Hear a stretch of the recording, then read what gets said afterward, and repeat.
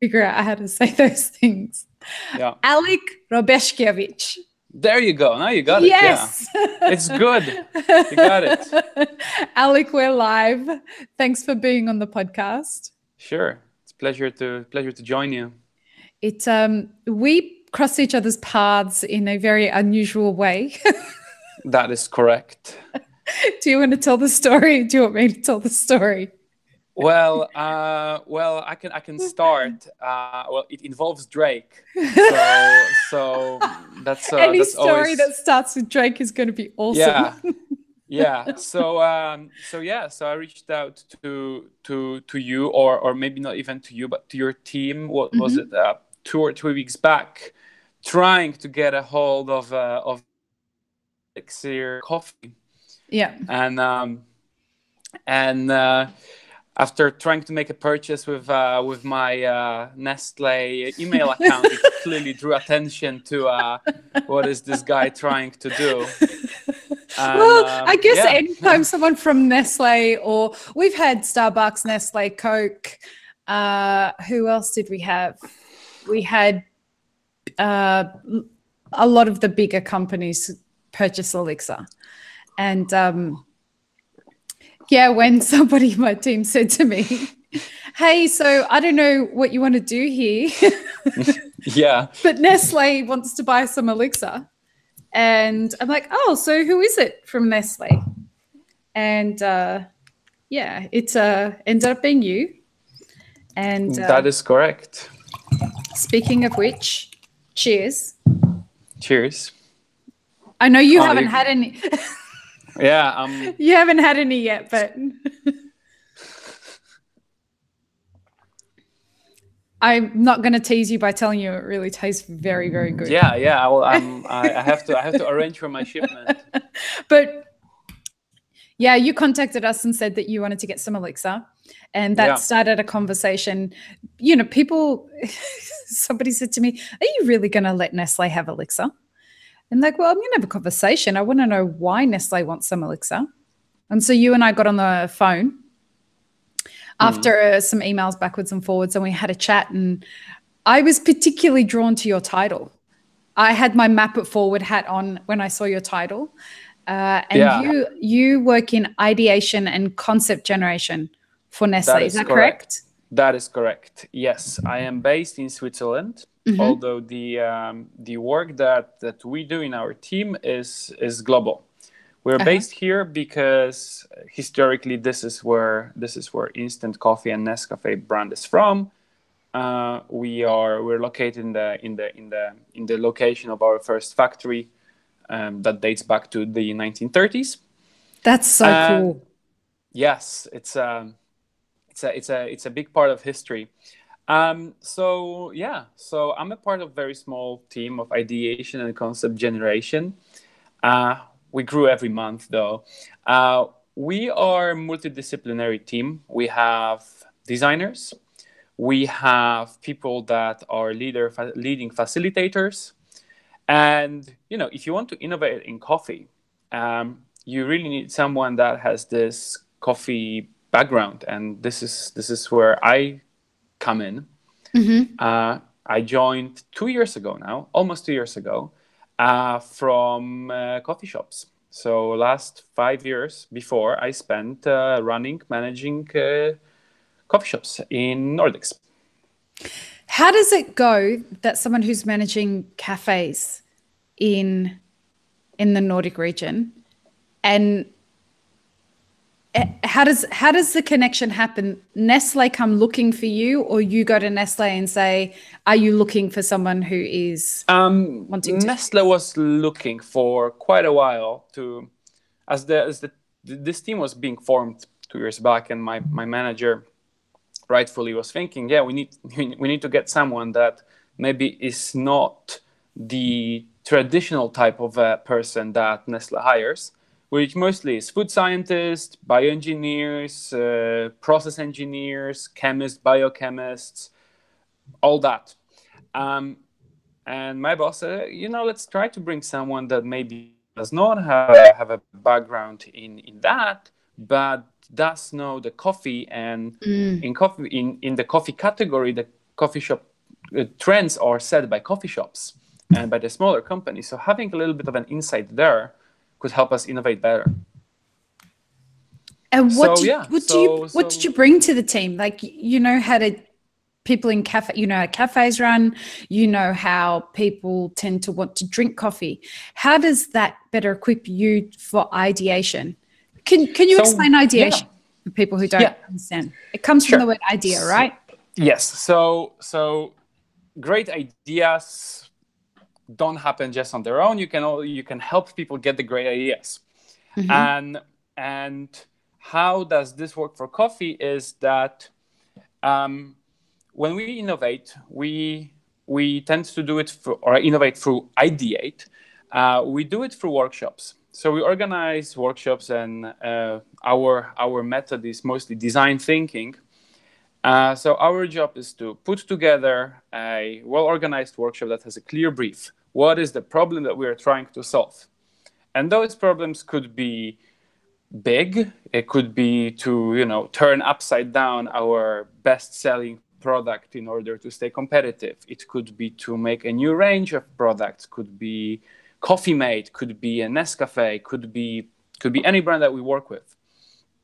And one of the big parts is also to expose people to all of the different stimuli, to show them what is the landscape, let's say, in which we want to be innovating. So let's say we want to innovate in cold brew. Mm-hmm. We have to pull brands like Elixir, and this is where we come to a conversation. We have to show brands like Elixir. We have to show brands like Chameleon or Califia, the big ones, and we have to show what are the unique stories that they're trying to sell for their products, mm-hmm. and how could our unique product be distinct enough and valuable, but still related in a way to those other products that are there. And I kick in where it also comes to prototyping, because a very valuable part of our ideation and innovation process is to test and taste. Mm-hmm. So as much as we only can, we involved with consumers through a consumer research, through market research organizations, to get as many insights from our consumers as possible into what is really the thing that they want. And the easiest thing to do it is also to give them something to drink. Mm-hmm. And when you give them something to taste, they will tell you, I don't really think that the idea you're trying to sell me works for this thing that I'm tasting. And before we get to industrializing, developing commercial recipes, we have to make prototypes that are pretty much like doing them in a coffee shop. So we have, small espresso machine, we have a small mini lab with mini roasters, all the grinders in the world. And from there, we can do any possible prototype that then we can show to a consumer, ask him, you like it or you don't like it? And if they do, then we have to start bringing out the big guns and try to make it in new containers. I was it's a long process. Astounded when I found out how much of your coffee products are consumed every second. That is correct. I think it's, is it 4,000 or 5,000, I think? You told me it was 6,000 per second. Okay, well, yeah, probably. If we count everything that we sell in coffee, that would probably add up to 6,000 cups of coffee a second. That's I think crazy. Nescafe, that's a lot of coffee. It's good to put in perspective. Yeah, that's a lot of coffee. and we got onto that because I was, I've spoken about it before that I'm eventually intending on selling Elixir because I have to choose between Elixir and Map It Forward. Both of them are prolific companies that are going to do extremely great things for the coffee industry, but I can't run both of them effectively in the way that I want to be able to do it. So at some point, I'm most likely going to sell Elixir. And you and I had that conversation about, so why is Nestle wanting to buy Elixir? To buy some Elixir to drink. Some Elixir, not the whole. No. We can have that conversation if you'd like later off air. But what I'm saying is, these are the things that. Let's talk about entrepreneurship for a second. As an entrepreneur, when you seed an idea of, you know, Elixir was a happy accident. I was coming up with a cake recipe, and Elixir was going to be the poaching fluid for one of the elements of the cake. Right. And so I was the head barista in a high-end bakery in Sydney, and we wanted to expand the coffee program. But we didn't have enough room on the bench to be able to do that. It had enough room for an espresso machine, but nothing else. So we couldn't, and I don't know if you're familiar with the way that the coffee world works in Australia, but it is pretty much 98% espresso. And only the last couple of years has batch brew and V60s and all of that actually, like the slow bar side of things, actually become a thing. And it's even still, it's not really a thing. But so I wanted to expand the program in this cafe, this Bahaian bakery. But because we couldn't do it in the traditional way of just adding new brew methods, I thought, well, what if we could create a cake that could feature a single origin that we weren't able to serve on bar? And so help people connect with coffee in a different way. And I mean, I'd be silly not to take advantage of the world-class bakers that we had making everything by hand. And so I approached the baker about it, and he said, only if you can create something that's exceptional. And so the idea was to create a ginger and cardamom cake. These are individuals, individual ginger and cardamom cake that have vanilla bean buttercream on the center and on top of that. And then on top of that was going to be a pear that had been poached in coffee.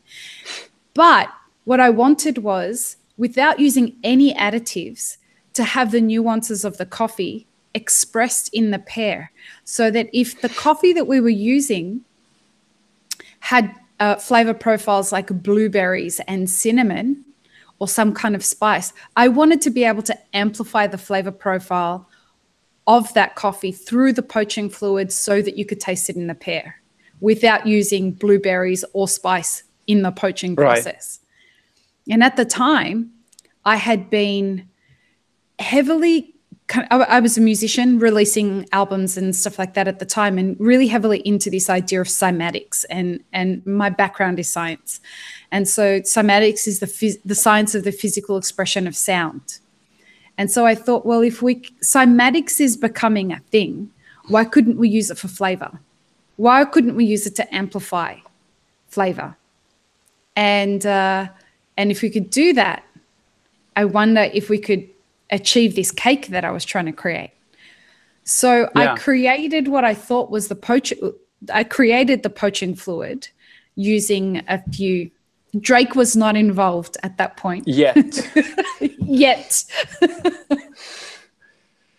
And so I tasted the poaching fluid, and I was in my pajamas at the time. I put my shoes on. I went straight to my local cafe and gave it to my friend to taste it. And I said, hey, listen, try this.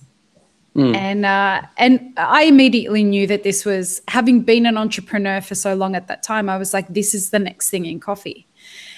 And going back to what we were just talking about, as an entrepreneur, and you know that you have this product and, you know, very quickly evolved in my mind as to what it should be, the entrepreneurs around you start, you know, they start throwing all these questions about you once you're ready to go to market. What happens if Coke wants to buy you one day? And what happens if Nestle's going to come up with a product that's going to overpower Elixir, and all these things that at the time of being a baby entrepreneur in this space, you start to think about these things of, well, what would I do?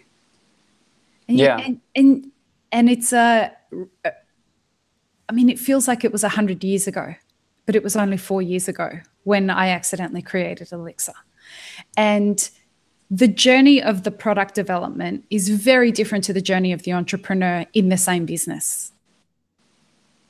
It's one of those things where you challenge your ideology constantly, because, you know, you go from a coffee industry that is vehemently against everything that you're doing because you're going to ruin specialty coffee with this beverage. That's what we kept getting. you're going to ruin specialty coffee with Elixir. And then people saying you're going to sell out if you actually sell Elixir to another company.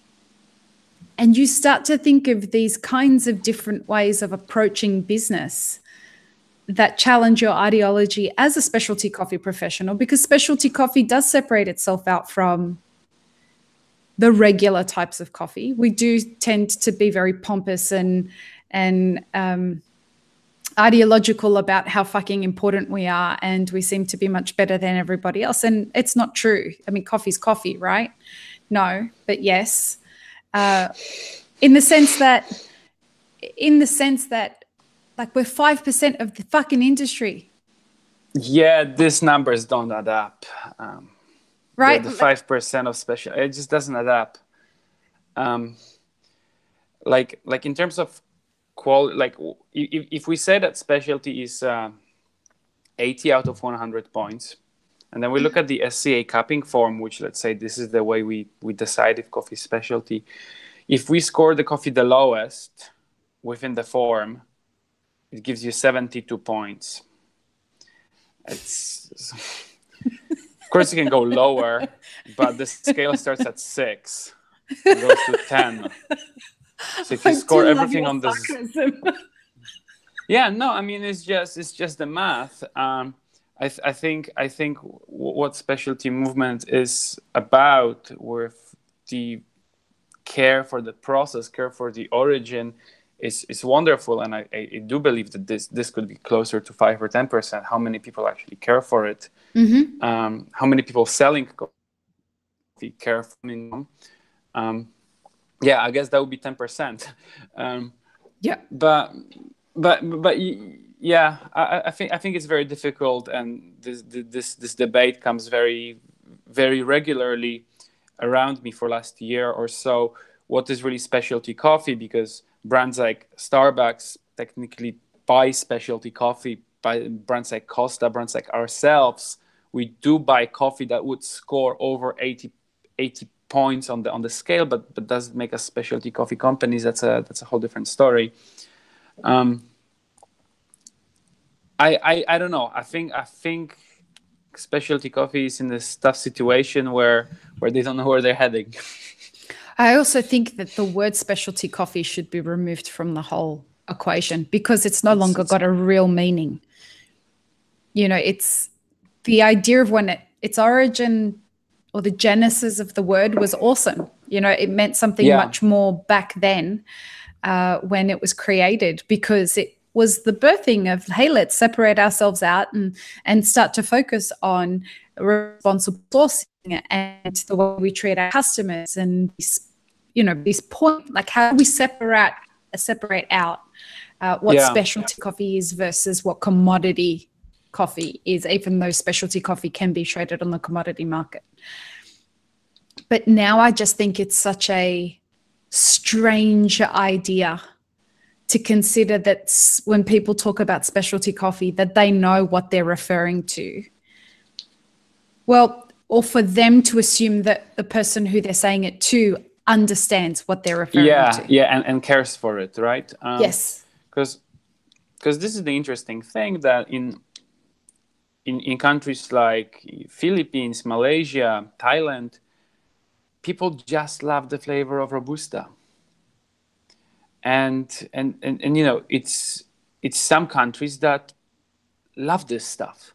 You give them I want to qualify best that. quality of Arabica, and they'll be like, that doesn't work. Can I qualify that? When you say that they like the flavor of Robusta, is it that they like the flavor of Robusta, or they like the combination of Robusta with sugar? Because all of those countries... This is how they know coffee. Right. I'm not judging at all. No. But is that it? Yeah. It's the combination with sugar, because coffee right? culturally is drunk with milk, culture is drunk with sugar. Condensed milk. Any kind of heavy creams, etc. But you can give them Arabica, but they will just reject it because it doesn't taste strong enough. It doesn't have all of those notes that they associate with coffee. And it doesn't cut through, right? It just tastes bland, and it starts tasting like flavored milk, and this is not entirely what they're looking for. I think this is important to remember that there is so many people in the world drinking coffee, and not all of them are going to like those excellent washed Colombian coffees. A lot of them would say they're just tasting weak, and for many of us, like when I started working with coffee, and I would give all of those third wave light roasted coffees to my parents, they'd be like, "What is this stuff?" and I think many can relate. Give your favorite coffee to your parents and ask them how they feel about it. It's usually it's a big shock. Well, they would typically say this isn't coffee. It's right? Coffee. I get it, but it's too weak. That was what I kept getting when I was in specialty coffee. This is weak shit. And I'm like, it's not. This is really high quality coffee. And they're like, but it doesn't do what I want my coffee to do, which is people are typically, the average drinker is typically not looking to be able to, discern between blueberries and cinnamon in a coffee. They give zero fucks about it. It doesn't matter, They don't care. What is it globally? 80% of coffee is drunk with milk? I'm That's not something sure. to think about. Absolutely. It's something like that. So if you think about it, then it really gives you perspective into what you should be doing. What I was trying to say.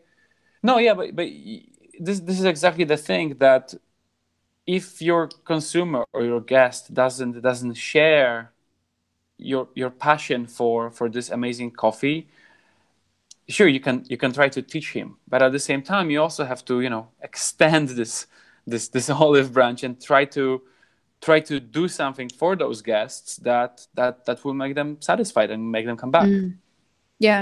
And go ahead. I'm just thinking that, like, I would like to see more specialty coffee pumpkin spice lattes.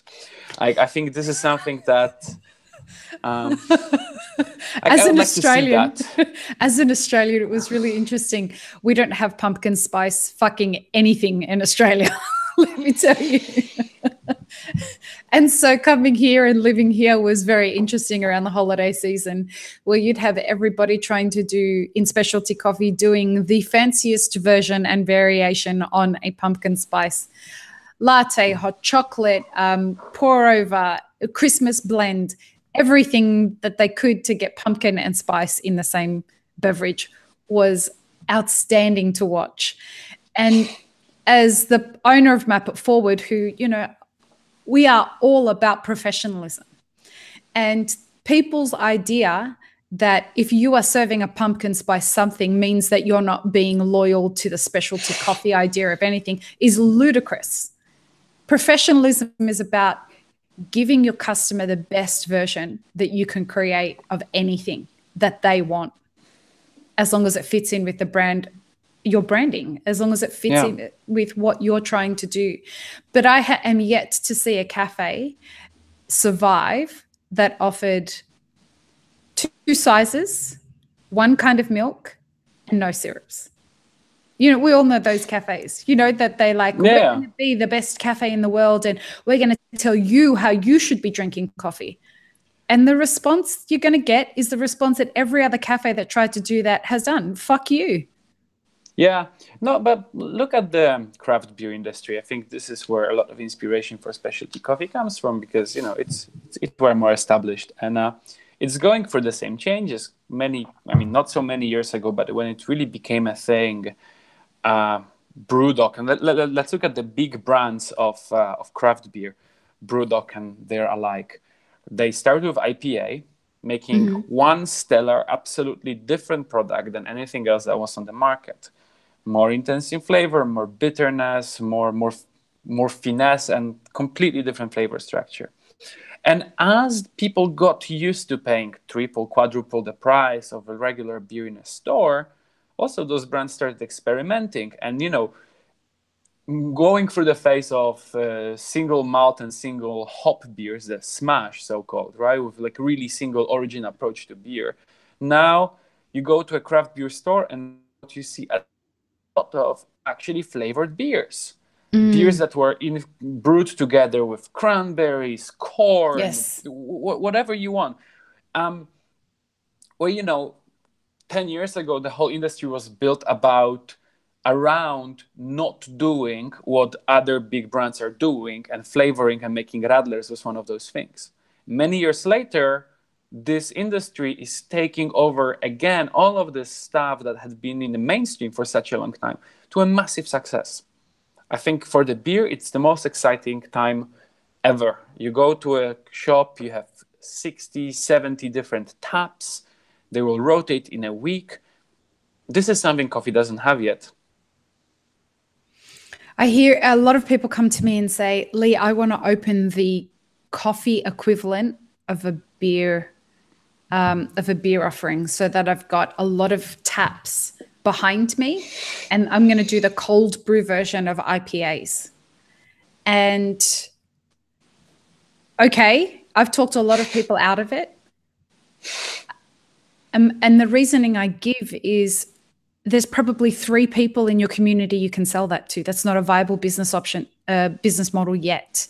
We don't have, I mean, at the moment, I just want us to build a customer base that sustains specialty coffee shops in America. Like they talk about high volume here. There's not the kinds of high volumes that we experience, real high volume. That's what we need to be focusing on right now, is how do we bring people to the well and get them drinking from the well. And I think down the road is when we can start to develop that model so that we've got 15 cold brews on tap. I hope I never see that. I hope that because that's the kind of thing that buries businesses. You know what I mean? I see that often. Yes. It's ambitious, and I like that kind of ambition, but I don't know that having that many different kinds of cold brews on tap, if you're not putting in the effort to actually bring people to the business in the first place, like it's just not going to magically happen that way. Unless you open something like that up in a brewery, which again doesn't make sense. Yeah, I think where the cold brew can play more role is really the cocktail places and beer places. And I think if you would build it from this side, where you would cater to all of the craft beer places, you'd give them a keg of your cold brew and have one of their taps pour cold coffee. I think this would be something that like I haven't seen enough of this yet, and I would like to see more of that in terms of how coffee can get new consumers, or how new consumers can get exposed to coffee. I agree with you. 15 taps of coffee, like, doesn't make sense. Yeah, because how many coffees can you have one after another? Do you know what it's like, that's Alek? also the thing. Yeah. It's like those cafes that you go into that have 15 hoppers full of beans. Choose your single origin. We'll make you an espresso with any single origin that you want. Yeah. I'm not a fan of that behavior either. Because if we lived in a society that understood, our palates were evolved enough to understand the difference between those things, I would say go for it. But I feel that as an industry, we skip a step. We're happy to spend all this money on all the really sexy toys. We've all got the EKs, and we've all got the latest scales, and we've all got the latest espresso machines.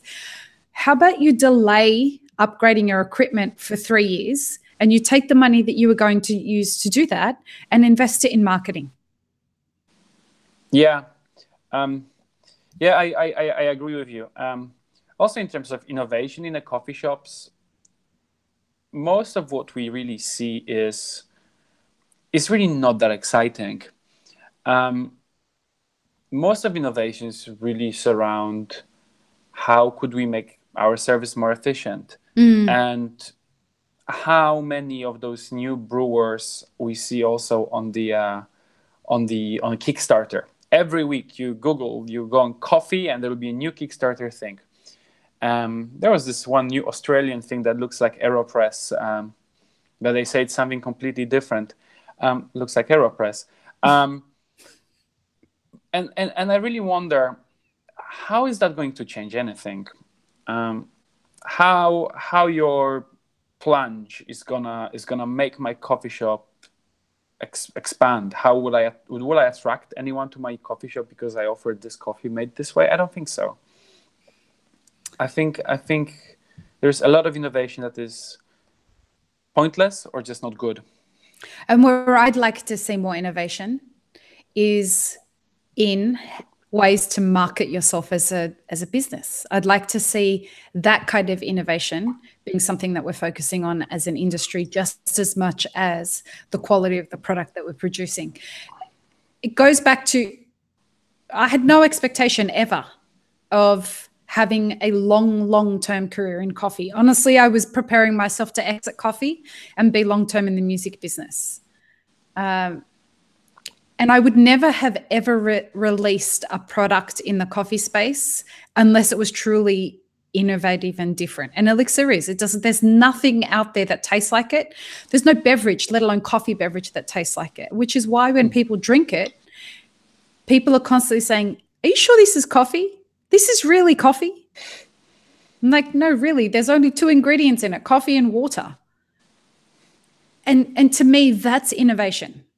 And it's why we got so much blowback from the whole industry of, you're ruining specialty coffee because you can't call this specialty coffee. It's not specialty coffee.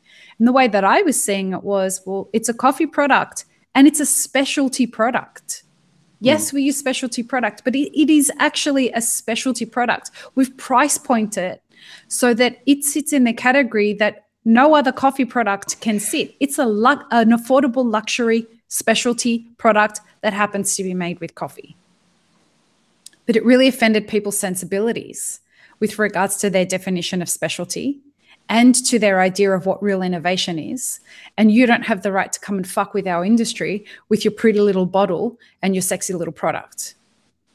It really offended people. And my thinking was, well, instead of being so offended by it, why don't you go fucking do the same thing yourself? Go and figure it out. Like, be truly innovative instead of trying to make a version of something that's already out there. Because that's not innovation. Making something that kind of looks like an AeroPress that does pretty much the same fucking thing that an AeroPress does isn't innovation. Yeah, and then even if it would be an innovation, I haven't used it. Maybe I shouldn't be so harsh, but if a customer walks into my shop and stays and gets a coffee in this shop only because he sees that I have this plunge and I make coffee with this, then I will salute it. Absolutely. It's a worthwhile investment then. Yeah. Otherwise, this is why we see this phenomenal conversation by every single coffee opinion leader. The battle between fully automatic and fully manual espresso machines. And I think this is an interesting one because I agree. Because there is no perfect solution. And if your business can double and your consumer satisfaction will be same high, but you just changed machines. So instead of 2 baristas, you need only 1 on the shift, and your operating profit margin goes higher, then I say you do it. But if you put a machine and then you start losing customers because you've decided that you don't need more people behind the bar, then again you made a wrong decision. And I think it's very, very important to really think about your own business this way. It's like, would it really change if I change this espresso machine? Or like people using this argument that if you use fully automated coffee machine, you will have more time to engage with your guests. But do they really want to be engaged? The fact that I will now have more time to talk with my customers about coffee, does it entirely mean that they will take this time and talk to me about coffee? Or anything. or Or it anything doesn't at even all. need to be coffee. Like in the mornings, I remember as a barista, part of the skill was understanding who wants to have a chat and Who who doesn't? Yeah. doesn't. There are some people who don't want to fucking speak to anyone in the world before they've had their coffee. Yeah. And part of your skill as a barista is navigating that. Do you agree?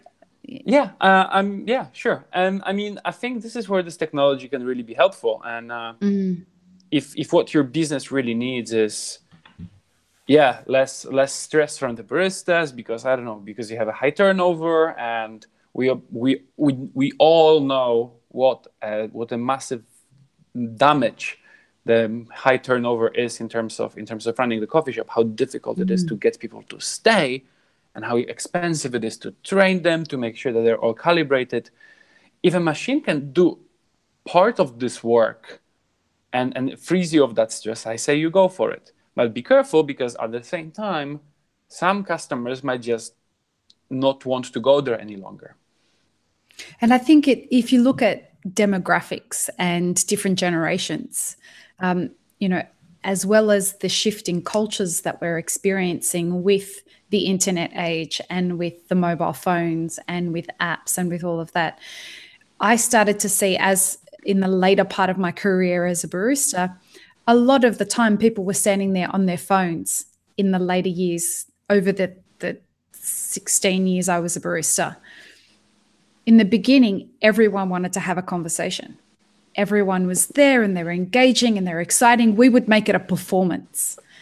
But in the later years, what I found was the people were just happy to be answering their emails while they were waiting for their coffee. Yeah. Well, but this is also the thing with the rise of a batch brew. As yes, we did attract a lot of people to drinking better coffee through these chemixes, syringes, whatnots. And there undoubtedly there is this element of showmanship when you go to a cafe and then they make this special coffee for you with this filters, etc. But after the first, maybe second time, you're not gonna stand, you're not gonna sit and watch it. You're just gonna take it for granted. And this is where we're headed, is that today I think all of those brewing devices, they did their very fair job into attracting people to new coffee, to better coffee in many cases, to understanding there is certain ritual. But I also think that this is right about the time where the batch brew can really shine. People know that there is espresso-based drinks and that they're pour over or however they're called, pour over methods. Yep. And now people can distinguish very well between those two separate menus, pretty much, know their way, and I think that can they make a better, more educated choice of their beverage. And why this is important is because if you were to ask consumers in your coffee shop, however good your coffee shop is, ask them, do you know what goes into latte? What makes latte, or what makes cappuccino, or what makes flat white? People have no clue. I know a lot of baristas that don't have a clue. If you ask, one question I constantly got asked by customers was, Lee, what's the difference between a latte and a cappuccino? Now, it's fine when a customer asks me that, but when other baristas are asking me that and they've been making coffee for 2 years, I have a problem with that. Especially when they're shocked at the difference in Australia. There is no difference except for the chocolate that goes on top in a takeaway. It's exactly the same beverage, just with coffee on top. With chocolate on top in a takeaway coffee. A latte and cappuccino is the same thing. But there is a difference when you're drinking it in the store. If you're having it dine in Australia, a latte is served in a 7.5 ounce glass and a cappuccino is served in a 6 ounce cup. One's ceramic, one's a cup, they're different sizes. You're starting with the same amount of espresso, and then you're filling it to the top with milk, and one has chocolate on it and the other one doesn't. Those are very different beverages.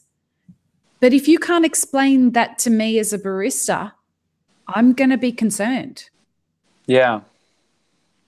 I'm going to be really, really fucking concerned that you can't tell a customer what the difference is between those two beverages.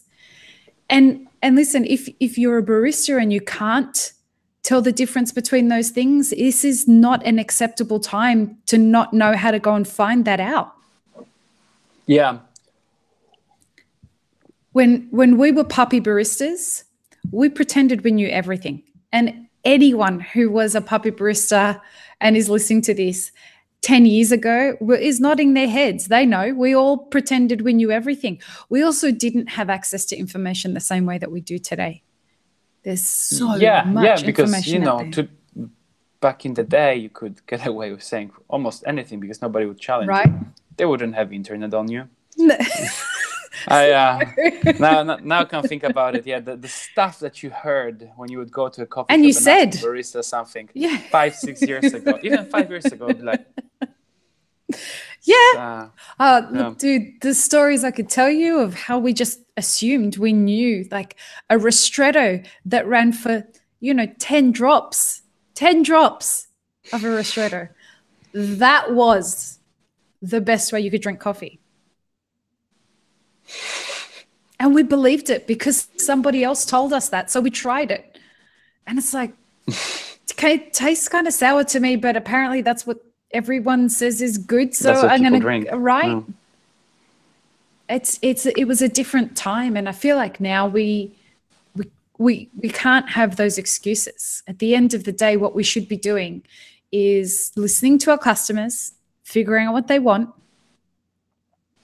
And if our customers want automation, if our customers want caramel syrups, if our customers want what they want, the question should be, how can I do that the best possible way?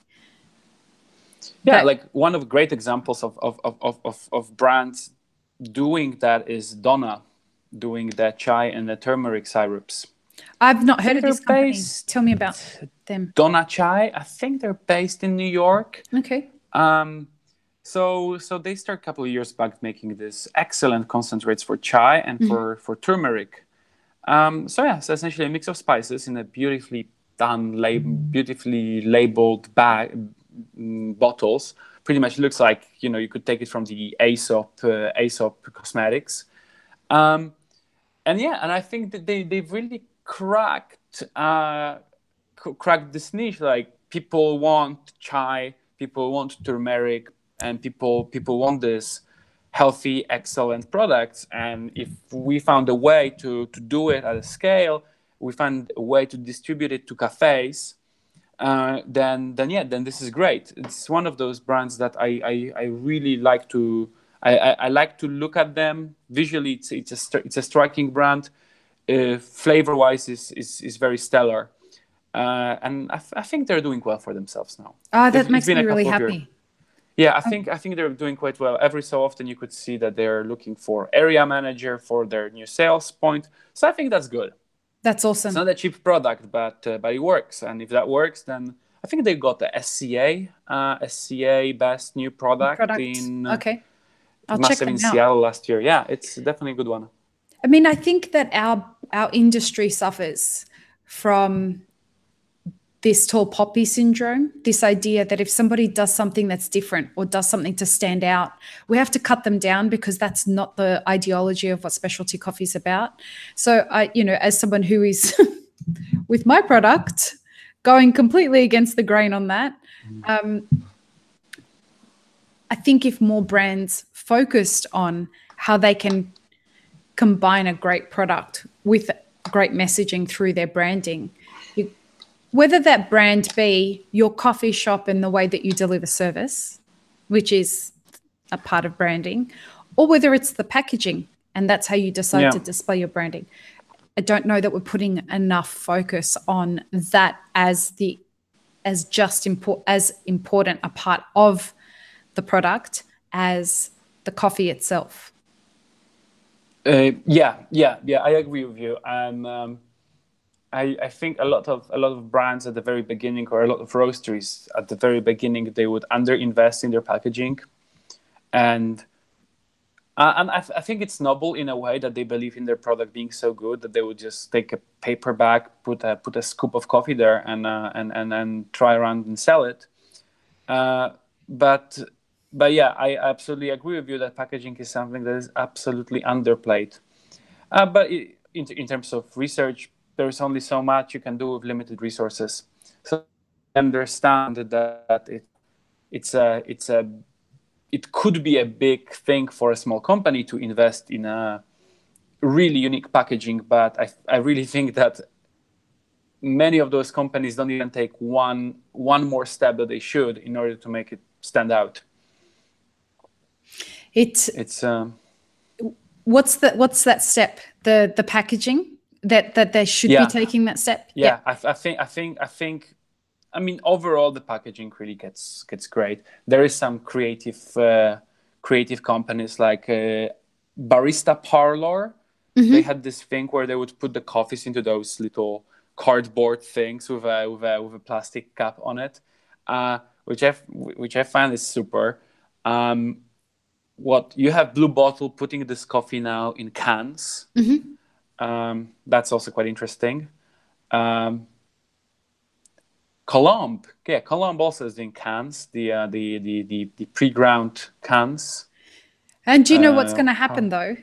Somebody comes up with something different, something new, and then it becomes the new thing that everybody's doing. I mean, it has to start somewhere, right? It has to start somewhere, but. You know, markets also verify how long can you stay opposed to any of this new stuff, and as we were discussing earlier with your product, the reason why Coca-Cola or Nestle or Keurig or whoever else is trying to get a hold of this elixir is because we're all trying to understand what is so unique about your product that you have balls to put it for $8 a pop, and it's selling. And if it's selling for $8 a pop, everyone wants a slice of that. Yeah. So yeah, it has to start somewhere. And how many brands today? Oh, I think this is a very big problem for the industry that a lot of people are aware of. Is that how many brands today compete for this one same consumer? I don't think there is a specific, like, many of those new small companies. They won't attract consumers that previously were drinking Folgers. They would really try to be this new kid on the block, and probably will end up stealing consumer from the other already established specialty roaster in their town. I think there is no middle ground yet between. There is big us versus them thing, yes. But there's not this part in the middle that really puts it nicely together. And I think this is something that I would like to see change. I agree. It's a mindset thing of and we've observed it. To clarify, we've observed it intensely in the sense that people assume that if you've got the balls to go and do something like what we're doing with Elixir, you must have all the answers. I don't have any answers, and I mean, you'd understand, working for the company that you work for, that everything new takes an astronomical amount of testing. And I don't just mean on the product, it's testing on who are our customers. We're the first to market in the world for a beverage that has never been explored before. That's a huge undertaking. And quite honestly, it's terrifying every day, but it's also equal parts exciting every day. And especially we're not a marketing company, nor do we have the resources to go and hire the best marketing companies in the world that could figure this out for us. But I don't want to either. I would like to find a way to connect and discover and explore who my niche is without influencing who it should be. Does that make sense? Yeah. Yeah, sure. I mean, and this is where the interesting thing about, you know, working with big companies. For us, consumer is absolutely everything, and knowing everything about these people is crucial. this is the only way we can grow, is to understand what works, what doesn't. And the beauty of our work is that over the years, we've tried and we've launched so many things that we've exposed to the same way of testing. Then today, whenever we're about to innovate or ideate on something new, we already have the learnings from backwards. Right. And this really, really helps, because for you, what you're doing is that you're coming up with something new. You have no idea where it's headed. Right. And you have no idea what you're going to stumble across on this journey to wherever you want to be in 5 years' time. So it means that you have the data. Well, data is one thing. And the second thing is that if you discover along your way that you could come up with a whole new product that it has nothing to do with ready-to-drink cold brew, but you really have a hunch that this could be one great next thing, are you equipped to do it? This is where the other difficulty comes in. Because you can come up that now you will come up with, I don't know, whatever that would be, coffee protein powder that dissolves in subliminal temperatures. But then how do you make it happen? Exactly. This is another difficult part. Right. This is where big companies have the advantage. Yes. Is that, well, okay, our company is a little bit extreme when it comes about making food, but there's quite a few of them that have those capabilities, and this is what is exciting. And ideation is interesting for someone like me because I'm an ideas person. So on a daily basis, I encounter a challenge when it comes to Elixir, or I'll get some feedback from a customer or an Elixir dealer, and I think, wow, it'd be really great to come up with a solution that's completely not Elixir. So they'll come to us and they'll say something like, I really like your product, but what I really want is something that I can use for X, Y, and Z. Yeah. And being an ideas person, I could easily come up with, like what you're saying, I could easily stumble upon a whole other product for something like that. And I guess if I was a Nestle, or if I was one of these other big food companies, we could be like, okay, let's put a team on that. I guess that's what you're saying, right? That's pretty much what, yeah. This is a big challenge. Right. For small companies, yeah, because you don't have like looking at the ready-to-drink milky coffees. Yes. Like nobody is there but big players. Exactly. And I'll be honest with you, the reason that nobody is there but big players is because the little guys are scared of it. Yeah, I mean, you had a food scientist on your previous episode, and that was very interesting. But if cold brew is an issue already, imagine milk. That's why they don't do it. Yeah, because exactly. They're scared they're going to kill someone. Yeah, and it's really that. Look, I'm fortunate in the fact that my background is science, and so I can know how seriously we should be taking this. Most people are so scared to go into that space because they know how much work is required to get something shelf stable, and they're terrified of what would happen if they put milk into something like this. Like, I don't want that kind of liability. Yeah. And that's one thing. And the other thing, aseptic filling lines are not cheap. Expensive. Tell me about it. They're not cheap. They like, hey, they cost some money.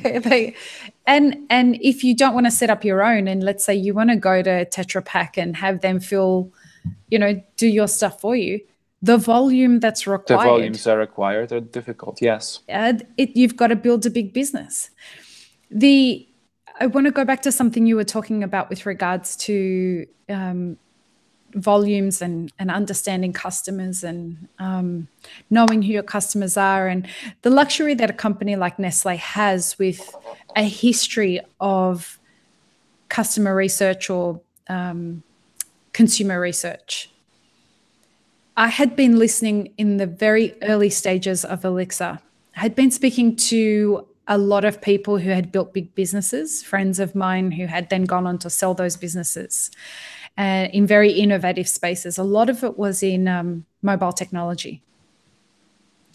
And something that I kept hearing again and again was the advantage that you have with big business is that they have the consumer research. But what I started to realize when I started to speak to people who were looking at food consumer research was that there was a difference with tech. And food consumer research has a very specific focus. How can I sell volume that's going to be as cost effective as possible? Yes, of course. And that's why you see, and that's the explanation why a lot of people might feel that the big coffee companies are in a different world. Like, why those big companies don't do single origins, and they don't go to the farm level, and why does it take 10 years for those companies to get there?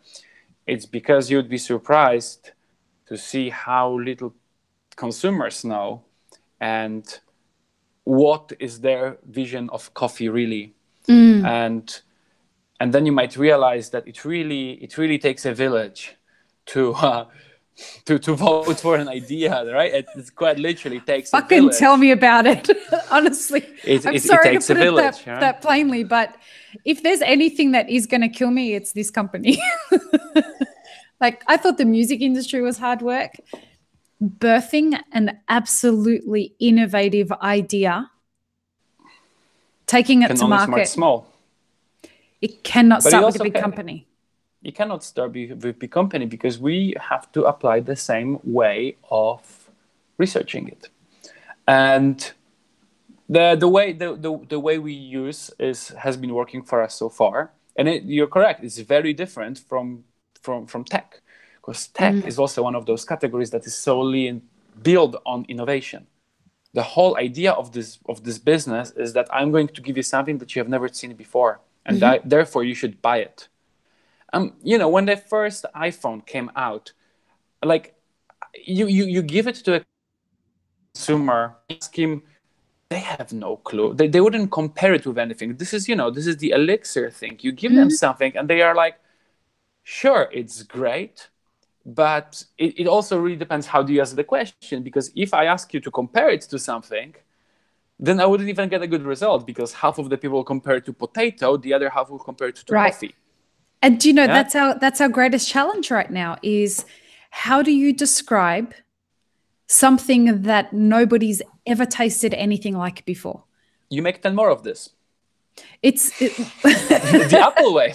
Just do it the Apple way. Absolutely. How do I use this phone? I don't know, but here's the iPhone, here's the iPad, here's the MacBook, and the keyboard is all different. And you build a whole thing around it that's all the same variation. And then you have a brand that, what is this brand? Oh, it's just the new coffee. Yes. Huh? Yes. Go ahead. On its own, it's going to be difficult, because people will end up comparing this. You're gonna put it on the shelf. You're gonna have a slingshot next to it. You're gonna have Califia or whatnot. And people are like, "Oh, this does taste weird. This will be weak in flavor." And still, for people everywhere in the world, they like strong flavor of coffee.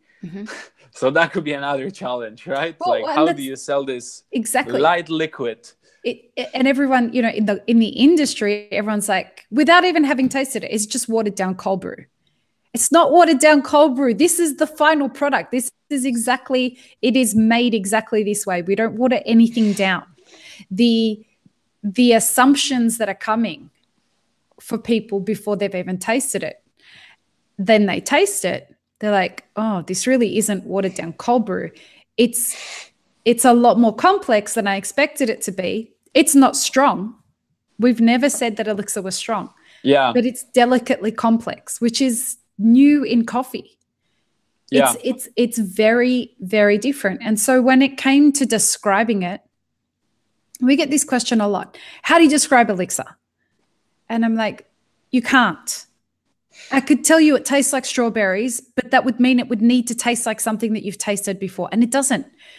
So the way we describe it is it looks like whiskey, it feels like tea, it's made from coffee, and it's unlike anything you've ever tasted before. They said, but that doesn't really tell me what it tastes like. Yeah.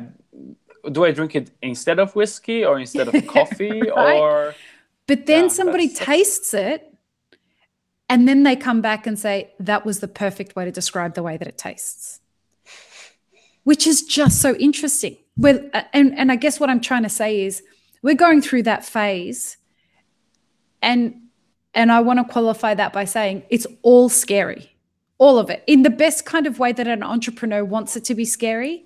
It's all scary because we're not at that place right now where we can say to you, we know exactly who the perfect elixir drinker is. Because right now, the people who are drinking and discovering elixir, we haven't found what the common thread to it is.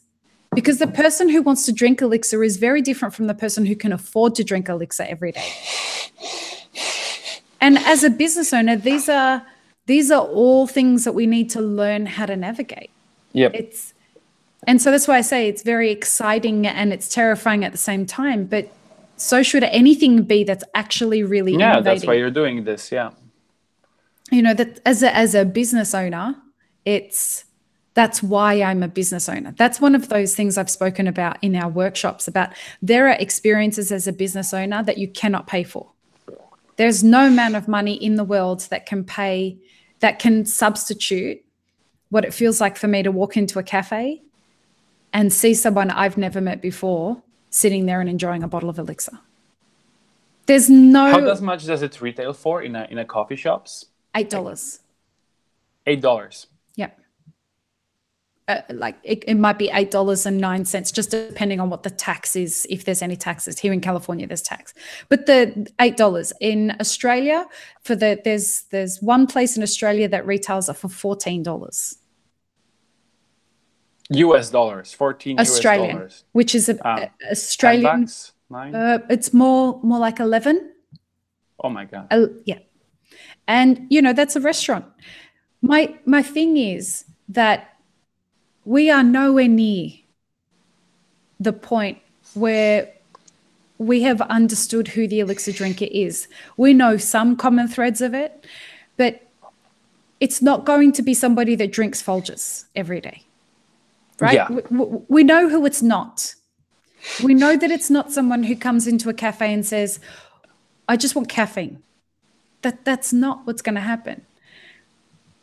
We do know who it's not, but we don't exactly yet know who it is because that's still unveiling itself. And going back to what you were saying about, you know, companies like Nestle have this data on consumer history. The thing that I think that's important with companies like Elixir and why there's an important symbiosis between a company like Elixir and a company that comes after Elixir that ends up buying Elixir is that we have the space and the life cycle in the customer exploration cycle of the business to consider some things that your model wouldn't typically have the time to explore and perhaps find. Yeah. By the time a company like Nestle ends up with something like Elixir, it's going to go and hone in for the maximum return in the quickest amount of time. Yeah, it has to be big enough to pop up on the radar. Exactly. And there are some times, especially when you're looking for something that's this innovative, it takes some time and some crazy thinking and some out-of-the-box kind of exploration in order to tap into that companies like Nestle may not necessarily have room for in the cycle of their consumer research. Yeah, no, I mean, it's also for us, if something doesn't make tens of millions a year, we don't consider it a good idea. Yep. Yep. Because, you know, with opportunity of being retailing on every single country in the world, getting some cheap purchase every now and then, that's feasible. But, you know, our job in innovation is really how can we bring a thing that everyone around the world can really tap into. And as we said in the beginning, a couple of thousand cups of coffee every second. You know, we have to make this number out of something, and this is where the Drake comes into the story, because this is what I told, like, because you approached me and said, so what, Nestle wants to do Elixir? We said, well, I don't think that we're going to have music be done to coffee to be done to the beats of Drake. Like, I don't think that this is entirely what we're going to go for. But for me, it's interesting to understand what you guys are trying to do. Yeah. Yeah. And because if ever would go into first trying this product and trying to decode what is it really? Is it a refreshment? Is it coffee? Is it afternoon delight? Is it, I don't know, is it a cocktail ingredient? What is it? What coffee is it in the first place? That's crucial for me and for you, I guess, also to understand. Yep. Is it going to replace my 7 a.m. cup of coffee? Never. Is it going to replace my Mac Cafe cup of coffee? Hopefully. Or is it something that I'm going to have, once every week on Friday at 5 p.m., but I'm not drinking because I will drive, or I don't know. So, trying to put all of this information about what this thing really about, then it can really help you understand your consumer. So starting from because now let's try to sell it all over the place, then some people will get attracted to it, and then we can figure out, okay, those people, maybe there is no common thread in who they are, but there is a common thread into why they decided to buy it. And if we crack, or you crack, what is this common thread by the reason behind the purchase, you can try to find more people that are absolutely different, but all they want is to tap into this one very specific thing that Elixir addresses. And this is for us, majority of the work is really to figure out what, when, how, why, and how much they're willing to pay for it. But there's another step in that I could see it right from the beginning. And I guess because for me, having been in the coffee industry for such a long time, I identified it as a crucial step. We can go and put Elixir out there everywhere, right? And wait to see where it sticks and where it doesn't stick. But the crucial step is that the consumer being introduced to a new product, how they find the product and how they are influenced by the person that hands them the product is going to be imperative. It's going to be so influential into how that person then goes and experiences that product. And I knew that immediately, which was why we've been so restrictive with the places that we allow to become Elixir dealers, because, and we have experienced this in a massive way, if there are baristas out there that don't like me, that don't like the brand, that don't like what Elixir represents and how it affects their sensibilities as a specialty coffee professional, they will not speak kindly about the product. Irrespective of whether they think it tastes good or not, they will not speak kindly about the product, which then goes on to taint the research data that we're trying to collect about whether this product will work in that cafe or not. And it was really interesting when the owner of one of our Elixir dealers, they have 8 stores. And he and I were having a drink one day, and he said to me, you know what's really interesting? Elixir only sells in our stores where the manager is a fan of it. Other than that, they won't push it. Now, when you look at something like that, what you realize is we're actually not collecting accurate data, because we could be selling a lot more units in cafes. No, but maybe you're not selling in the right place, right? Maybe you should not be selling in cafes. If your we're selling in more than cafes. And one, No, I'm just speaking, solution, right? Right. So I'm speaking specifically about cafes. So for us, we're about to embark on a massive push. Now that we've got the new shelf life, we can actually extend to a much, much wider audience. The reason I'm not going to SCA is because of something very exciting that's coming up for Elixir. That's happening. It's starting next month. And we still won't be able to talk about it next month, but it's starting as of next month. So So because of this, we're unable to unhook ourselves because we were tied to a 1 month shelf life. Now that we're unhooked from that, we can expand far further than that in a way that is not interdependent on the way that the product is presented to the person through a human. We don't have to move units as quickly as we used to have to move them in a space. And so because we were so tied to the person that hands you the product is the person who's going to influence how you got, your willingness to experience it, because we know the product delivers. We know that when people actually try the product with an open mind, they're constantly wowed by it. But it's that step in between that was very difficult. So I had to figure out how we could unhook ourselves from that link in the chain, and extending the shelf life was the way that we were going to do that, because then we can get it into places like boutique hotels. It can sit in a fridge or on a counter in someone's room in a very fancy hotel room, and it sells itself there. It's no longer dependent on, and it can sit there for a year in doing that. And this is the natural evolution of a company that's innovating. I mean, that's what entrepreneurs do, right? We see what the problems are, we try and fix them, and either it works or it doesn't. And there's no guaranteed success for anybody. Not for us and not for Nestle, not with a new product. It doesn't matter who the fuck you are. If it's a new, I mean, surely, Alek, there must be a number of products that Nestle's tried that have failed.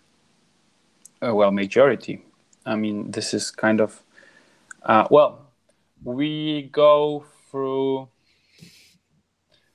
That's a good question. What is the percentage of things we test against the percentage of things we launch?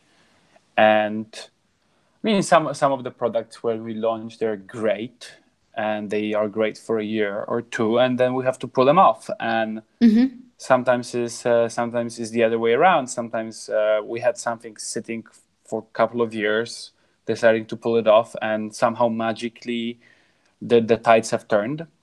But for us, the risk is this: like if we lower the risk by making more extensive consumer researches, they're incredibly valuable for us, because the more we can gather from them, the less risk we have when we start engaging with multi-market launch. Because going to retailers around the world, buying a shelf space, we have to pay for every single box that we put on those shelves. That really we cannot, of course. That's I didn't know that it was for every product. For every in the major centimeter supermarkets of the shelf, they make you pay for it. Of course, this is why you cannot retake this risk. You cannot buy half a meter of a shelf with a product that might not work. Yes. You also not put you will not put elixir in a Tesco.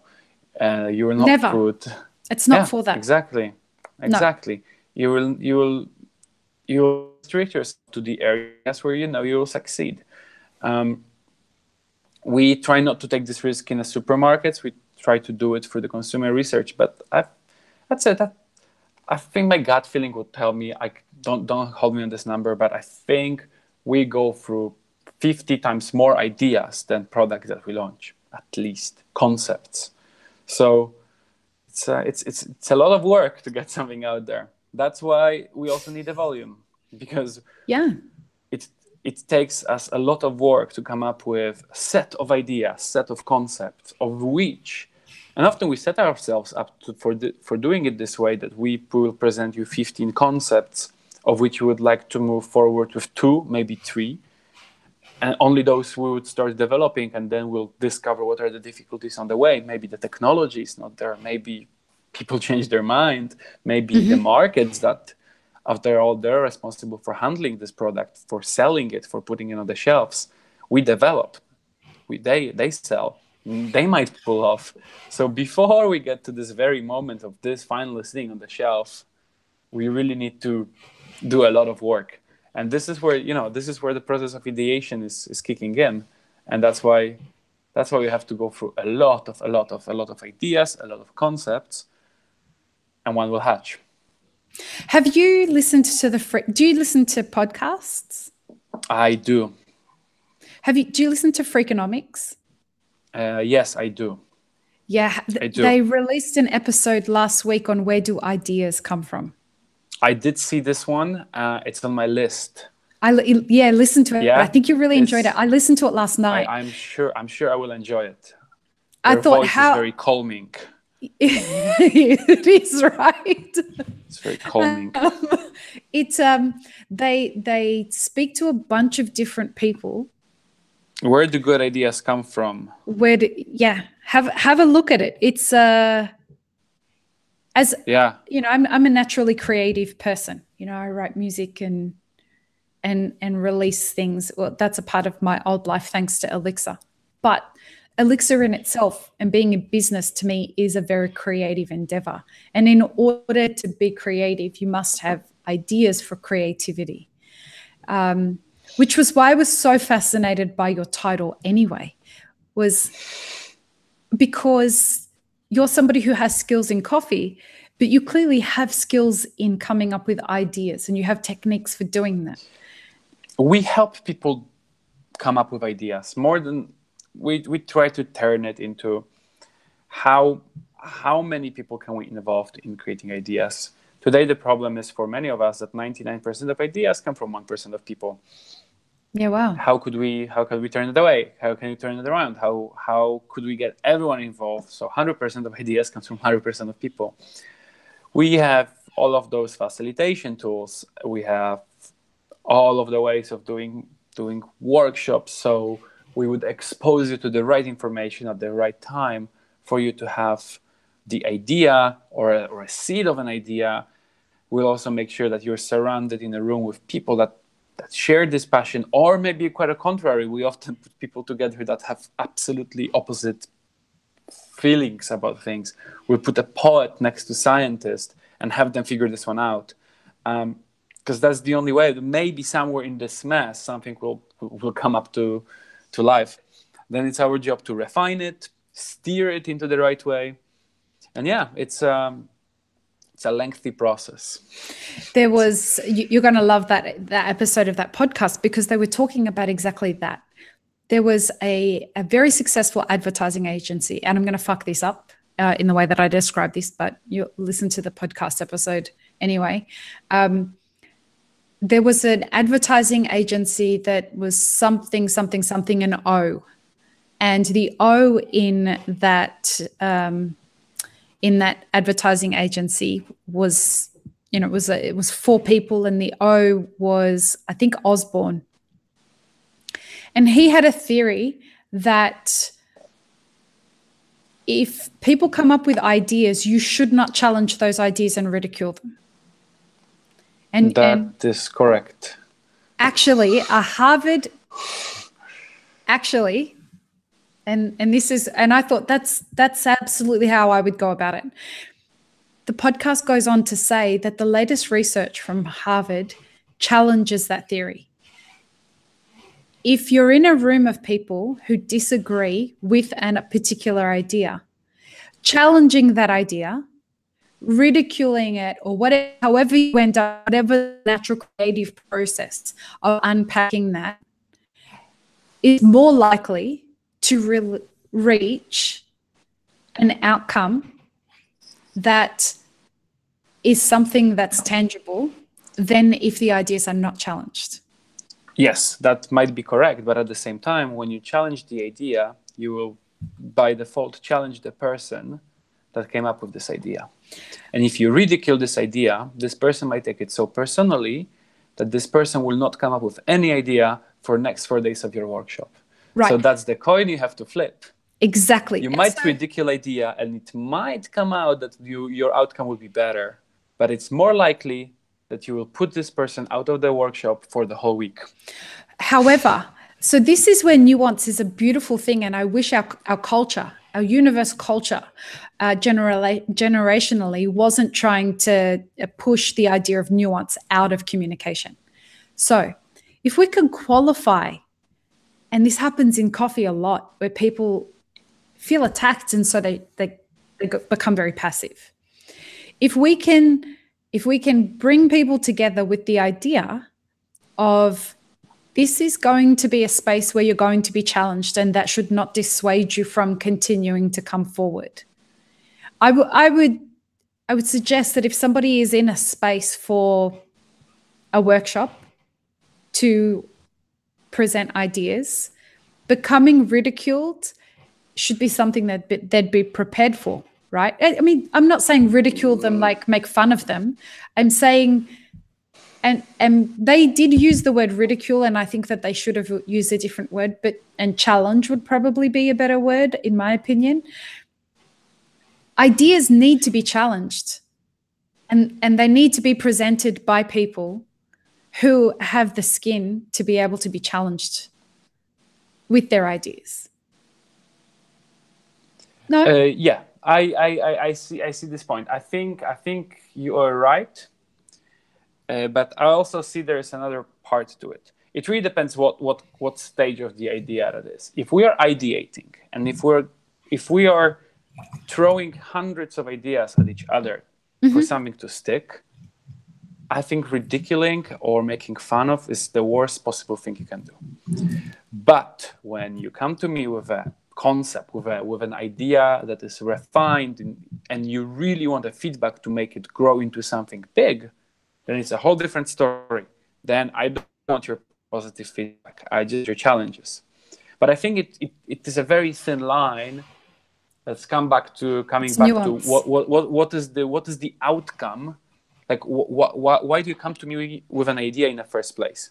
If that's an ideation session, ridiculing any idea is a bad idea. Okay. But if you come to me and you bring me your Elixir 2.0, you definitely need me to be challenging. It's funny you use that term, actually. I throw at you everything that I have to see what sticks. Speaking of podcasts, like the podcast called The Pitch, from Gimlet Media, where they get the sharks or the real investors to hear people coming up with their startups asking for money. And all those guys do, like in any other Shark Tank, they just grill them. Yep. And if you can go through this grill, then you might get extra back. But if you're early in the project into what could our next thing be, let it all come. Let it all come. Because in this mess, you will have another guy from the other end of the table that will say, you know what? This what you're saying has no right of working. But if we had to apply this, like with Elixir, if we had applied poaching pear process to coffee, it will turn out delicious. Yeah? But you would never come up with this if the guy told you that he doesn't want the cake with a single origin coffee. Right. Yeah? So if you take it all the way back, then you don't want anyone to challenge you. But then if you come in with a business model, then it's a whole different story. And it's also what you said. People are by default very, very... It comes very naturally for people to identify what doesn't work and what it's not good. And this is the same thing as you said about Elixir. We don't know whom we're going to sell to, but we know who we're not going to sell to. We know whom we want to work with because other people cannot sell it. So this is the same thing. If you kill that, because it's so easy to kill things, because especially if you have certain amount of knowledge on a given subject and somebody else doesn't. You come from science, and somebody in your team might have no idea in science. So you'll be clearly better at telling these people that this is against science and against how the moons align. But you know, if you kill it too soon, you wouldn't have an Elixir. If your boss said that he doesn't want a cake, you wouldn't have it. And that's why I said it was right. It was that's why we say it was a happy accident. But your point is really interesting, because I think of the skills that I've developed in the time of my life before being an entrepreneur versus being an entrepreneur, and the willingness to have an open mind to ideas and not cut them off at their genesis, and being able to identify something that could potentially evolve into something that's a viable idea is a skill set that requires cultivating. It doesn't. People don't just naturally have. Maybe they do. Maybe people can just see these things and they're born with it, an innate ability to be able to do so. I certainly wasn't necessarily able to see all of that very quickly. I quickly developed the skill once I knew that it could happen.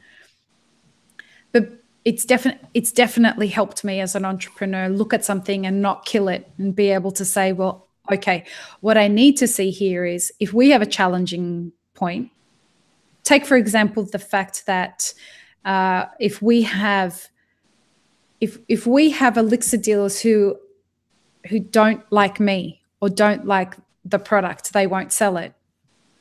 I decided to combat that, and this is something that is brand new and we're doing it now. We're rolling this out now. We record a training video specific to every company. It goes out to all the staff in the company, and it is with me. And so we speak to them in their brand's terms. We speak to them using their brand's name, and we talk to them about Elixir and how it would relate to their customers. And hopefully what we will start to see, and this is just for the cafe sector of our business, what we will start to see is a more direct, because they're around the country, and it doesn't make sense given the technology age that we're in, for me to have to go to every single place on a very regular basis, given cafe turnover times, every time they get new staff, that I should go out there and train somebody particular because they want to speak to Lee. That's it. That's all they want. We keep hearing that. People want to be trained by Lee. That doesn't make sense. I'm trying to run two businesses. But when we create, and we're only a couple of weeks into it, when we've created these videos and sent them out to people, they start to feel more connected with the brand because we're speaking directly to them. And having done that, we have started to notice that our cafes that are purchasing from us, that's increasing. The volume that they're purchasing from us and the reorders that are coming through on a more regular basis. And it's an idea that came from a challenge. Sure. At some point you have to really nurture those ideas and make them into something new. And exactly the ability of spinning one thing into another is key in the process of innovation and ideation. How do you take one thing, have it completely wrong, turn it upside down, and make it into something new and exciting? I think this is where most of the we have like this kind of a few examples of how do you innovate, and one of the examples of mindset of innovation is Viagra. It really failed as a product that it was designed to be, right? It was a heart medication, right? That is correct. Yes. I listened to the Joe Rogan podcast. Yeah. So so Viagra is one the example of how mistake can be turned upside down. And I think really thinking about it, whenever you come up with an idea, thinking about what if it doesn't work, what can I do to make it work? Or if this doesn't work, would it mean that something else will work? Yeah, like in case of Viagra, something else worked, not the heart. Well, they invented an ailment. Like erectile dysfunction wasn't actually a thing that people were talking about before Viagra came on the market. It wasn't at the time. It wasn't a term that the medical industry was using. The pharmaceutical company that released it coined the term in order to sell Viagra. And that's how it ended up getting famous. They turned this heart pill into a dick pill so that they could do that by creating a term that it was a buzz term, and it just worked. And that's big business. Big business is going to turn around and say, well, can we come up with a reinvention of this that's going to sell en masse? I want to ask you there, Is that the cycle that it always goes through? Is it always you're taking an idea that fails and then trying to repurpose it? When do you know that an idea is dead in ideation? So when it doesn't stick at all, when it just doesn't stick. So when we start with, just like a glimpse of an idea, a seed of an idea, a teeny tiny valve that could be a part of packaging, a little bean that's shaped like triangle or whatnot. And then we try to put them together into groups as big as possible.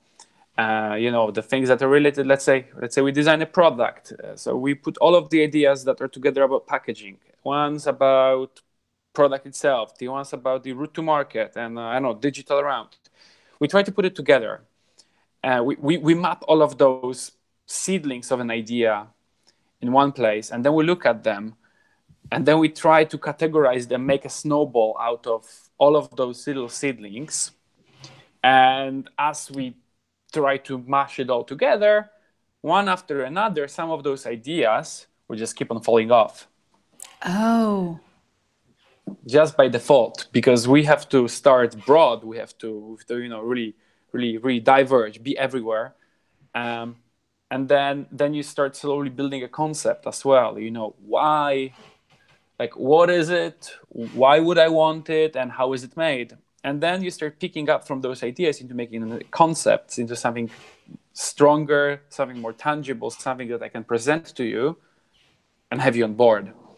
And from where we start to where we end, the road is very curvy and bumpy. Mm-hmm. We have a lot of people in the room. Whenever we ideate, we are not just the 5 of us. We are usually 30, 40.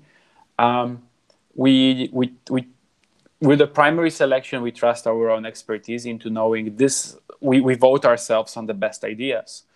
We elaborate which ones are great, which ones are not. Then we try to put them together. Maybe there's something there. And at the end of the day, starting from 150 seedlings of something, we will come up with 5 or 6 concepts of something that you could potentially see on the shelf. And then we show it to consumers, and then they decide what sticks. And this is the ultimate filter. Yeah, wow. If the consumer doesn't want it, why would we bother? Do you ever, sorry, go on. No, go ahead. No. Do you ever wonder? And I'm sure Nestle has a much more sophisticated way of being able to make sure that this doesn't happen. But you as a part of the cog in the wheels, do you ever wonder if you're missing a good idea that should have stuck but didn't stick? Yeah, that happens often. Yeah, I can imagine. That happens often. Turning it off helps. I think this is something that you see a lot of. I see something too soon. But in a room full of people, there will always be someone disappointed, right? And this is where I also challenge the idea of challenging the ideas. Okay. Because you will never make everyone happy, and as long as you can keep majority of them in a safe place, this is what you want to do. So I think of course we see some things that I don't think I've seen anything over those last 2 years that I've worked at. I don't think I've seen anything that we didn't pick up or decided to kill, and then I've never seen it become a big thing made by any other company. Yeah. That never happened. Yeah. That we came up with this concept, we didn't let it fly, and then another company picked it up with their own process of innovation, and they would launch it. That is yet to see. Yeah, that is yet to happen. I'm pretty sure that there's been some examples of this, but not in my lifetime, or at least not in this company. But yeah, of course, there's many things that you wish that would have been picked up. With regards to the direction that culture. When I say culture, what do I mean by that? I mean the way the society is going with regards to being more outspoken and invested in things like political climate and health climates and the quality of the foods that they're eating, in consumables and in the quality of information they're receiving and things like that. Do you think that there are ideas that you have that are just too early? Yeah. Yes. We have ideas that that happens in many cases, that we would have something launched too soon. We would have, like we've been discussing before, you would have something on the shelf for a couple of years, nobody would care for it, and then it would start flying off because the timing was right. You would have, we would have things that were ahead of its time. We would have things that were way too late. It's always like this. That I wonder. I'm sorry, I don't think I can give you any example. No, that's fine. None of our brands is strong enough for me to know any example of it that you could relate to. But I'll think about it. I'll let you know. But yeah, sure, that happens. You come up with a great idea that is ahead of its times. You come up with a great idea, but this bus is gone. Right. So even things like packaging, people are becoming more eco-friendly and eco-conscious, sustainability conscious and things like that. Is that something that is a part of ideation, being in touch with where consciousness is going? And yes, we have certain guidelines and we have certain things that are for granted. So in terms of packaging, so this is where where we would kill idea. The only thing that we would kill things on is where what we frame. First thing we do, we frame. So we say we will innovate on these things and that things. And the thing that's around there is not a part of that. So if you come up with that particular ideation session? Yes. Okay. So if you come up with the packaging that is by no means ready for recycling, it's out. Example, right? Of course, packaging is the most important part of our research, not only for coffee, but in general, as a producer of number one producer of packaged foods globally, there's a lot of pressure. Right. We are opening the research center dedicated to packaging here in Switzerland. This is not, it's not related to coffee. It's our corporate research. We commit to, I want to say 2020, to offer ready for recycling packaging. I don't want to give you. We won't hold you hard to that. It's something around that. I don't remember those numbers. They're available. You can find them. I just don't want to. I don't want to misguide anyone on this. And this is not a podcast for anyone who's listening to this. I just want to clarify. Alek is not here to talk about Nestle.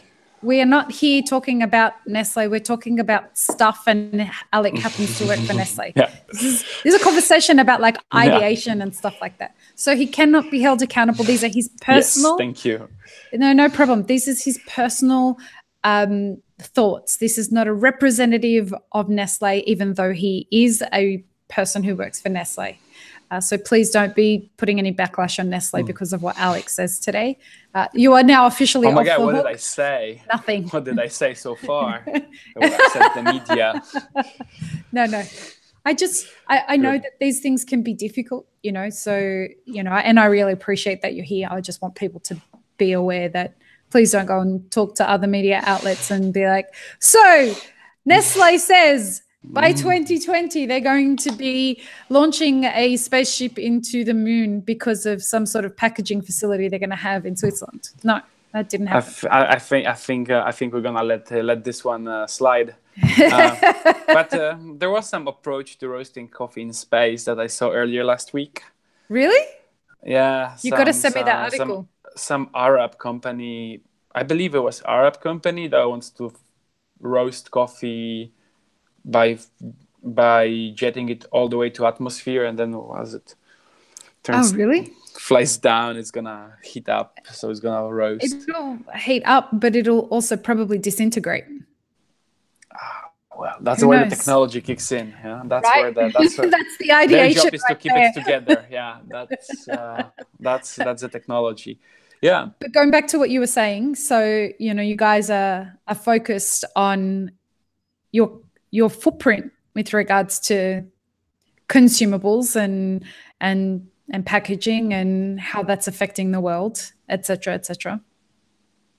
Yeah, For us, we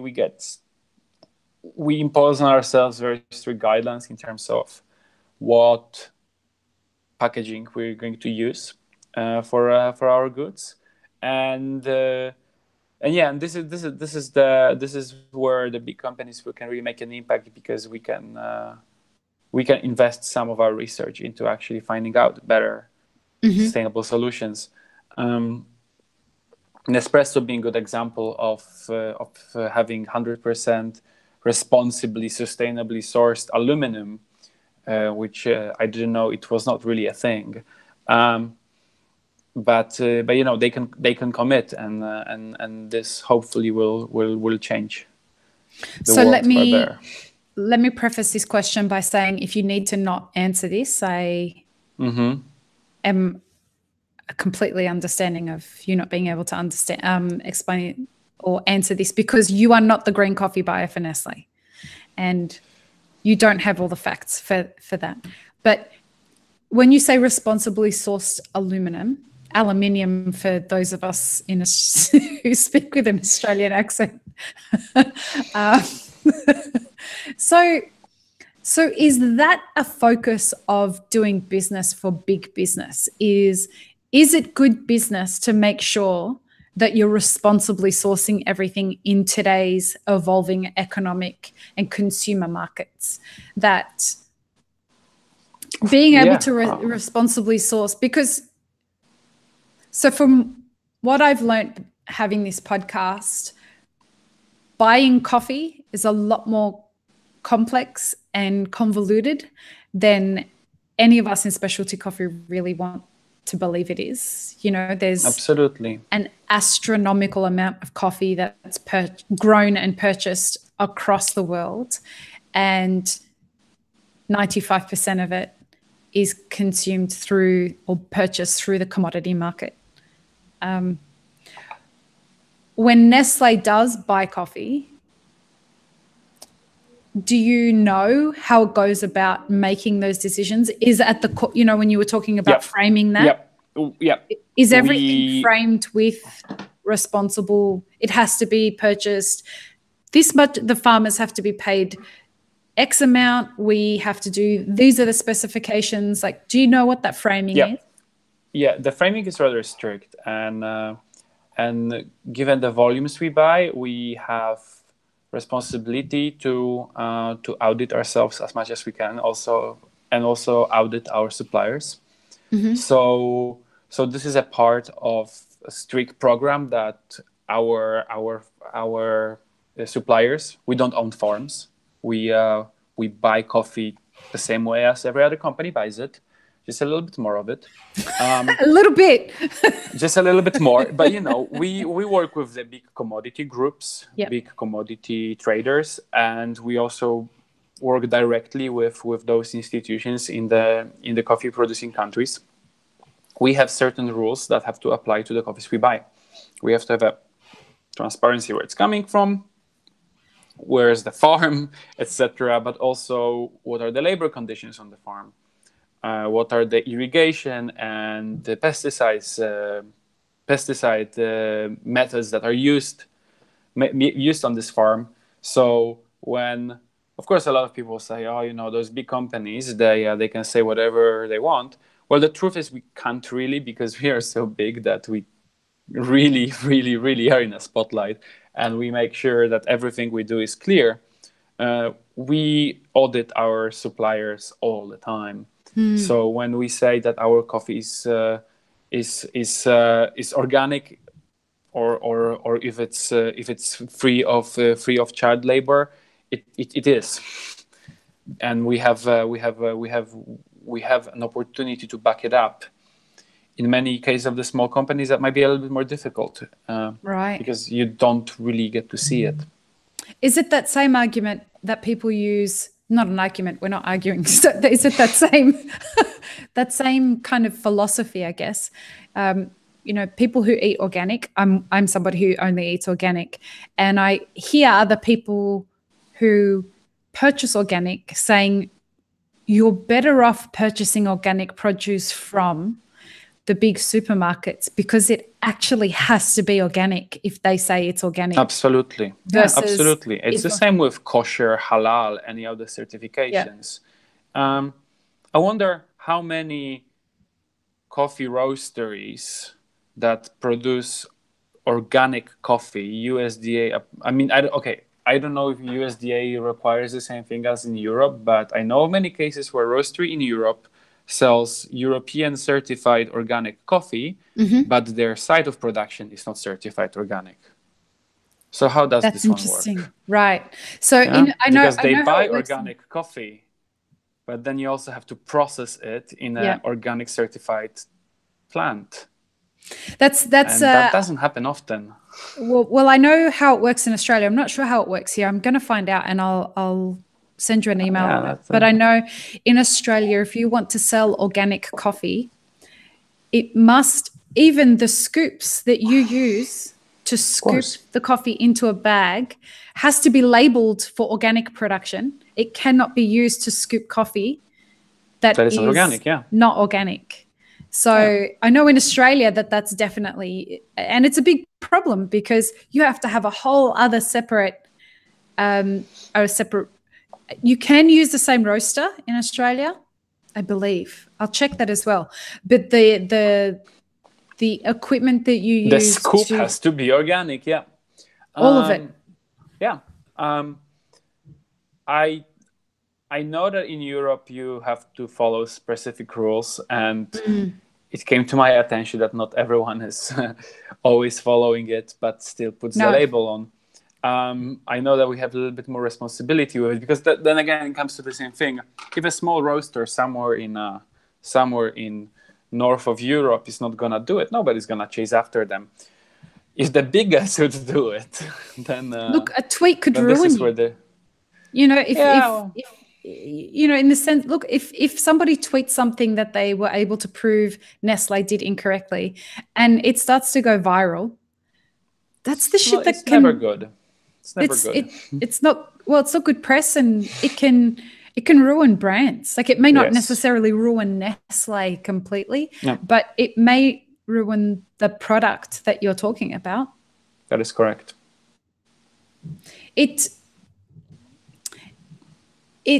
begs the question that when you come from where you've come from, so were you managing cafes or just working in cafes? I was managing one at a time, yeah. Yeah. When you look at going from that to doing things on the kinds of scales that Nestle do, those kinds of things, one, it must be very exciting. It's very exciting.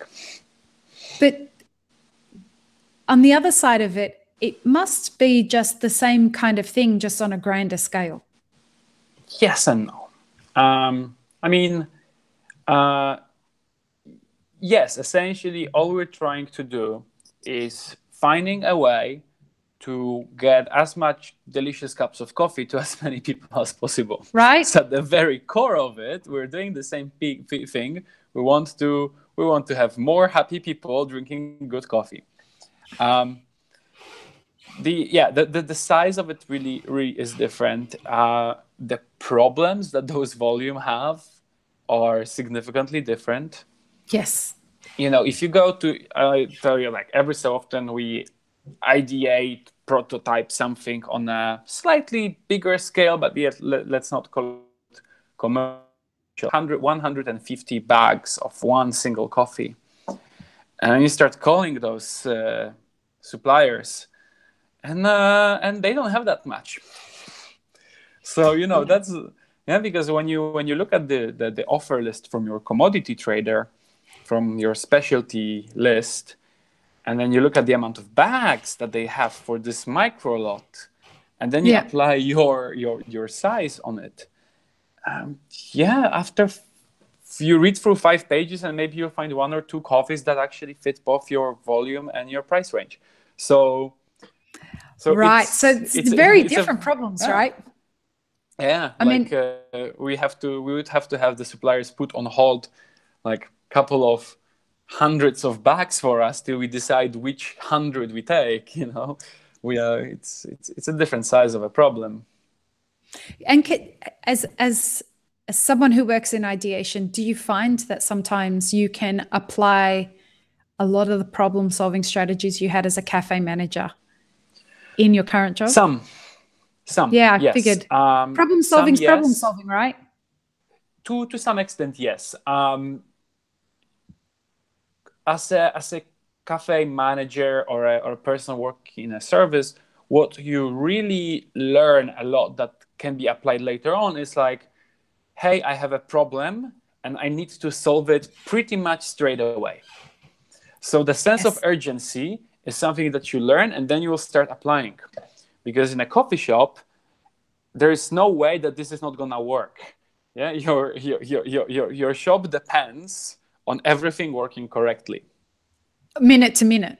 Yeah. In a big companies, the sense of urgency is a little bit different because, if it takes 2 years and 1 day against 2 years, it's okay. Still within the norm. Yeah. Yeah. But the idea of, I think this is a part of, teaching yourself to think about it. If something's not right, how can I make sure that I can fix it? Not wait for someone else to do it, but what are the skills that I have? What is the capability that I have to solve the problem? And in many cases, coming from the coffee background and having a responsibility to talk to consumers about coffee a lot. Now I talk a lot about coffee with scientists and marketeers, because they might know the science, they might know the business, but they again might not know the coffee. So in a way, the translation of the story of the coffee, or even of a latte, to someone that does not share this passion with you is an interesting exercise. And having been working in a cafe for a while, and explaining those people why do we charge slightly more than the other place for our cup of coffee, learning to speak about it, it's a wonderful thing, and it's very helpful. That's definitely something that being a barista helps or enables you to really have those stories. The language around the experience and the language around that is exactly what you're doing. Yeah. Wow. Well, I have to say we have already been chatting for 2 hours, and I want to be really respectful of your time. That just went so quickly, didn't it? Yeah, it's almost a bedtime here. So I don't want to, and that's why I want to be really respectful of your time and make sure that you get to bed on time. I don't want any angry co-workers at Nestle tomorrow. Alek, thank you for reaching out to me and trying to buy Elixir from me. And thank you for a really great chat. Like I'm fascinated by what you do, and as we were talking, and the reason that I stalled there when I said thank you was the in-between thought there was what you're doing is probably what I was looking for when I left my corporate job. That is my corporate job at IBM. I was looking to do something like what you're doing because I'm an ideas person. I just wasn't. I didn't know the career existed. And 2, I didn't really have the skills of being able to contribute in the way that you're doing for the coffee industry, in the way that you are. And so, yeah, thanks for a really great chat. I really enjoyed that. Oh, thank you for the opportunity. It's great to be able to talk to you, to get exposed to you, to your product, to your story, and I hope that for those who listen, I hope that there is some value in the chit chat. Absolutely. I hope you'll come back again. I want to chat to you a lot more. Yeah, yeah. Let's make sure that this happens, and I'll make sure to get my elixir. Perfect. Perfect. Cheers. Wonderful. All right. I'm just going to make you jealous a little bit more. I know. I can see that. Thank you very much. You're welcome. Looking forward to hear back from you sometime soon. Excellent. Get some rest. All right. Ciao. Take care. See you later. Bye.